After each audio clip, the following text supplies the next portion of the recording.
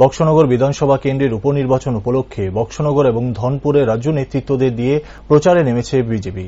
বৃহস্পতিবার সকালেই বক্সনগর মণ্ডল অন্তর্গত ২৬ নং বুথে দক্ষিণ কলমচোরা নতুন কলোনি এলাকায় জনসম্পর্ক অভিযান কর্মসূচি পালন করেন বিজেপি।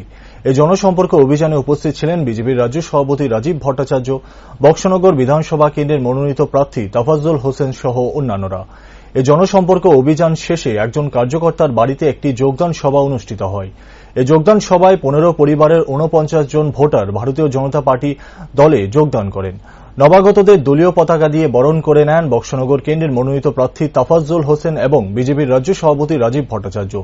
জনসম্পর্ক শেষে তিনি সাংবাদিকদের মুখোমুখি হয়ে বলেন, জনসম্পর্ক থেকে আমরা উপলব্ধি করতে পেরেছি যে মানুষ উৎসবের মেজাজে উপনির্বাচনে বিজেপি দলকেই ভোট দেবে।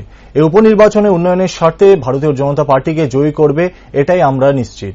অন্যদিকে সিপিএম বিলুপ্ত প্রাণী হয়ে গেছে গোটা বিধানসভা কেন্দ্র জুড়ে। ওদের পায়ের নিচের মাটি নেই, এরা রাজ্য থেকেও এই উপনির্বাচনের পর পুরোপুরি নিশ্চিহ্ন হয়ে যাবে।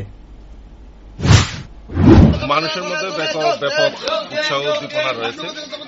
আর দৃঢ় বিশ্বাস এই কমিউনিস্টের যেখানে গড় বলা হয়, এই বক্সনগরে এইবার ভারতীয় জনতা পার্টি বিপুল ভোটে বিজয়ী হওয়ার জন্য মানুষ তৈরি হয়ে গেছে। মানুষের মধ্যে এই জাগ্রত বোধ হয়েছে যে না, এই রাজ্যে কমিউনিস্ট নয়, এই রাজ্যে ভারতীয় জনতা পার্টি মানুষের জন্য কাজ করতে পারে।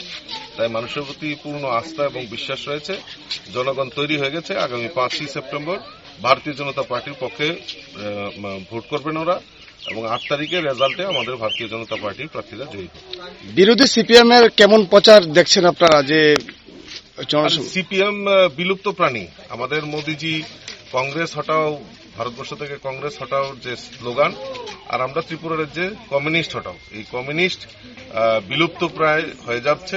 আগামী এই যে উপনির্বাচন হবে তার রেজাল্টের মাধ্যমেই মানে একদম সিপিএম এর বিলুপ্ত প্রাণী হবে, সেটা অঙ্গীকার হয়ে গেছে।